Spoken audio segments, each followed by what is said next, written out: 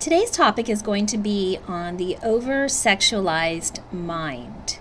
And I'm not talking about oversexed. I'm talking about viewing things as a young person that they don't understand, viewing something sexual, being involved in something sexual that a young brain cannot process.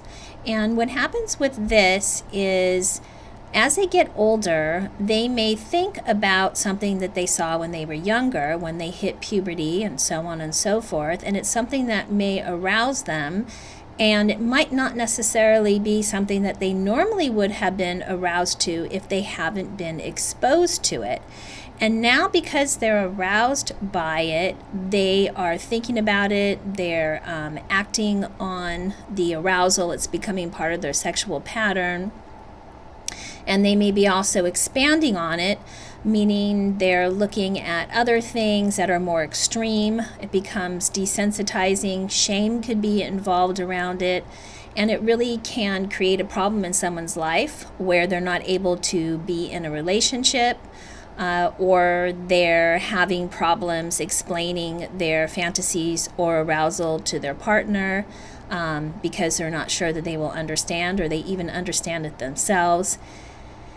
And as I've explained in other videos, this is something I'm seeing more and more of working with young adults, but even older adults who are exposing themselves to not just pornography, but I want to call it more extreme pornography. So that would include watching something that they normally wouldn't see or do in real life. And they continue to get desensitized and watch something else. It could involve multiple people, it could involve multiple situations, and then it turns from the pornography to perhaps a chat room, an interactive chat room, to a club, to secret meetings, to hooking up with somebody, and it really kind of follows this chain. And it's happening more and more, and I don't think people are quite aware of how serious it can be and how much it can affect a person's life. So let me back up a little bit and even talk to people that may be parents, because it's one of the biggest problems I see going on with our teenagers and our young adults is that they're being exposed to sexuality, extreme sexual acts at a very young age because they're able to access it on their phones. And they're able to see this even before puberty because everybody that has a smartphone is going to look something up and it'll lead to a porn site, and it's not just a man and a woman having sex. A lot of these porn sites, these kids are watching group sex, gangbang sex, anal sex, vaginal sex, dressed up, probably underage sex, violent sex, rape scenes, and these kids are being exposed to this at a very young age, and it's very difficult for somebody in a very young age to process that.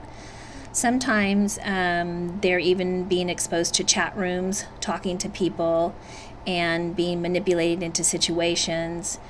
And I think the parents really need to know what's going on in our society and talk to their kids. And if the kids, can feel like their parent is open to discussing things with them, if they've been exposed to this, hopefully they can talk to the parent about it and it won't become a problem.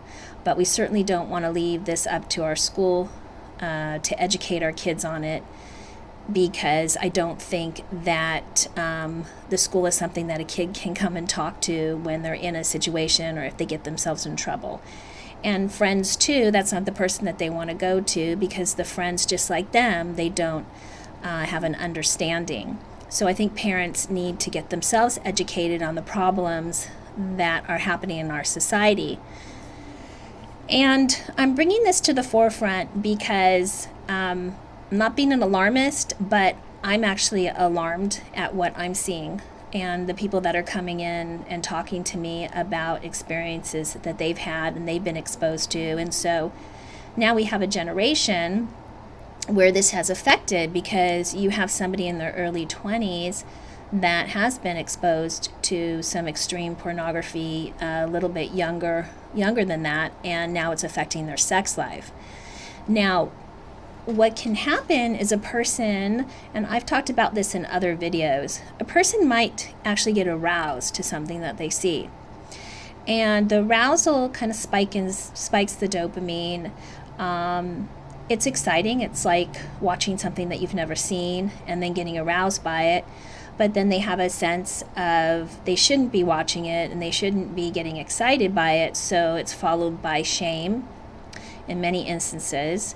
But still the curiosity can be very enticing. And they may actually start doing this where they're hooking up with people and going to places and doing things that puts them in a dangerous situation. And if you think that people aren't doing that, that's very naive, because they are. And young people are doing this, exposing themselves to all types of things, and things that they really, really do not understand. And so what happens as they get older, if they've tried all of these different sexual acts, many times, because they don't know how to process it, they become attached. So they can physically be doing these sexual acts, but emotionally they kind of distance their emotions from the physical part. So when they decide that they want to be in a relationship, maybe they want to get married and have that intimate relationship with someone down the line, they're finding it very difficult to connect emotionally with their sexual self. So they're able to have sex and perform, but they're not really able to be present in their body and feel that connection, because they've actually been brought up on these visual stimulating things that really makes them disconnected from the emotional aspect of it. And as human beings, we're supposed to be having an emotional connection with our sexual selves. That's part of, the wonderful part of connecting and being in a relationship, is being able to connect with someone sexually and have that intimate feeling, the intimacy, which really helps with the bond and creates that intimacy and keeps the marriage together, and all those wonderful things that when you have sexual experiences when you're too young to process it, or you're exposed to all of these sexual things these young kids are being exposed to, it's very difficult when you get older to have that intimate connection with another human being sexually. If you are somebody who's experiencing this, or who feels like they need help, then it's really important that you go and you get the help and realize that you can connect back. There is a way that you can connect back to yourself sexually. One of the other problems is desensitized. You get desensitized to this. So you can watch one form of porn and then you go to the next extreme and it's not that exciting, and then to the next, and then it's like 5 hours later and you're still looking for that perfect thing that gets you off or that arouses you. And I will tell you that that's where a problem arises, because you're not supposed to be spending that much time, every day doing this, because it really does take away from life. It takes away from connecting to other people, to going out and working, and all the beautiful things that life has to offer when you're being consumed by watching pornography or getting involved in meetups or chat rooms or other things. It takes away from parts of your life that are fulfilling and important. So if you view sexuality and sex as an intimate act, and you start thinking of it that way, instead of it just being something that you get aroused to an orgasm to, then it might be helpful in you changing your sexual pattern, kind of turning things around in your life, and understanding that if you see something that it doesn't mean you have to go out and try it or that you have to go out and do it. There's this idea of responsibility. If you see something that is upsetting or something that you get confused about, the best way to not be confused about it is not to go out and try it. And I hear a lot of young people saying that. Well, I got aroused by it, so I think I want to make sure if it does or doesn't turn me on, so I'm going to go out and try it.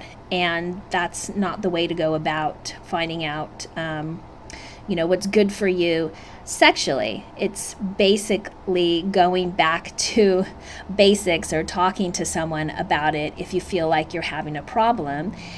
And it's just like anything in life, you want to do things responsibly. You want to have balance in life. And if you feel like your sexual part of your life is out of control or taking over, you want to make sure to get help for it.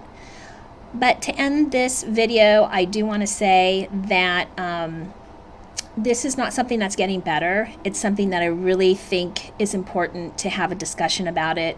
Again, especially if you're a parent or if you know that your friend is in trouble or having problems with this, or a spouse, it's important to talk about it and get some help. So if you like this video, please give me a thumbs up. Subscribe to my channel and hit the bell so you know when I'll be releasing new videos.